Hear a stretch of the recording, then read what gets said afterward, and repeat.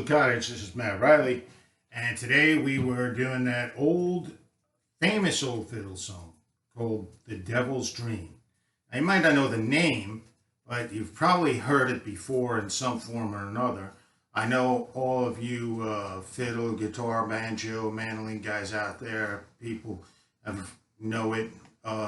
It's a standard.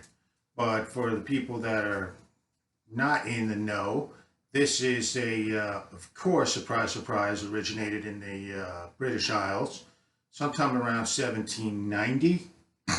And it was called, at the time, Devil Among the Tailors, Tailors.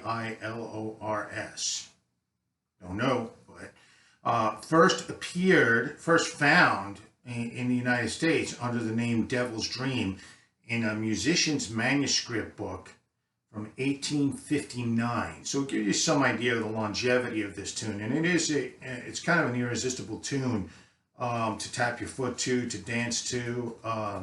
It's just a great jam song. Got a great chord progression. Normally played out of the key of A. That's why we got the capo on the banjo here at the second fret. This was mentioned in another one of Thomas Hardy's novels. I know we did a song that was mentioned in Mayor of Casterbridge a week or two ago, but this one was mentioned in Return of the Native by famed author Thomas Hardy. The Return of the Native, published in 1878. And I'll just read you a little excerpt of that from that book. Once again, this is from The Return of the Native by Thomas Hardy in 1878. The air was now that one without any particular beginning, middle, or end, which perhaps among all the dances which throng and inspired fiddler's fancy, best conveys the idea of the interminable, the celebrated Devil's Dream. The fury of personal movement that was kindled by the fury of the notes could be approximately imagined by these outsiders under the moon, from the occasional kicks of toes and heels against the floor, whenever the whirl round had been of more than customary velocity. That's good stuff. Might have to start reading some Thomas Hardy. I'm ashamed to say I've yet to experience one of his novels. But hey, the guy was a fiddle player, so of course he's gonna find his way into his craft. This banjo is kind of for you pickers out there. This is a Deering Good Time parlor banjo. It's significantly lighter and smaller than my my regular banjo. This is my Recording King banjo with the Yates tone ring on it. Weighs about 20 pounds, this puppy.